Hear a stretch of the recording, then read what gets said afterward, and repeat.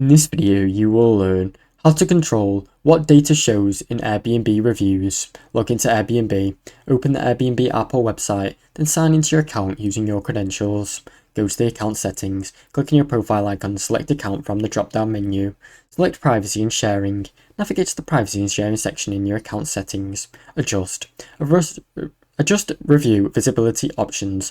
Look for the review related preferences where you can manage what information is shown, like public profiles, trip information, or profile details. Update personal information. Edit or remove optional personal information from your profile that may appear in any different review.